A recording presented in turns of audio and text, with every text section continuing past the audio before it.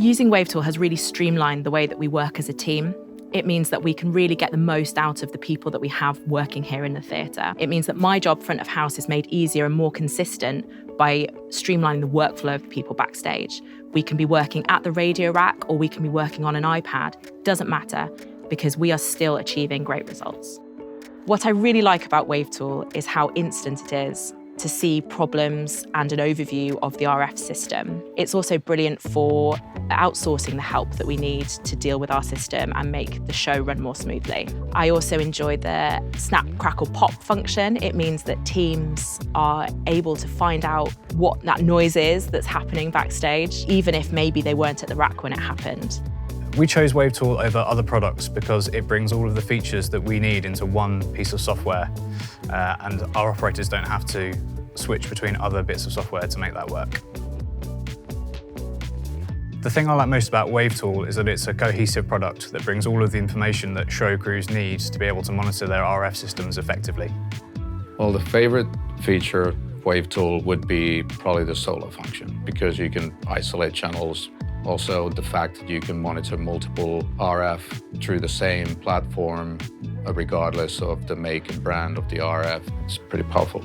With Wavetool, you can easily just, off one glance to a screen, you can see, oh, that's my problem right there. And before it becomes a bigger issue with either a front of house mix or the artist mix. What I like most about Wavetool, bringing a system together that is reliable, that gives the backstage team the information they need, the tools they need, gives the front of house operator confidence in what they're seeing and what they're hearing. Before Wavetool came on the scene, I was predominantly an operator, freelance operator, mixing musicals. And I always remember that part of the build was always a cobble together. It was always, what are we using for chat? What are we using for monitoring? So it's amazing now that Wavetool's around, that we know what we're using. We know what's reliable. It ticks all the boxes.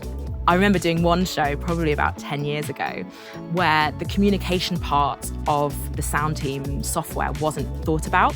And so the front of house engineer and myself backstage ended up texting each other to communicate if there was a problem backstage. So to go from that all the way over to this, where I've got macros so that I can instantly say, switch to backup, it's amazing.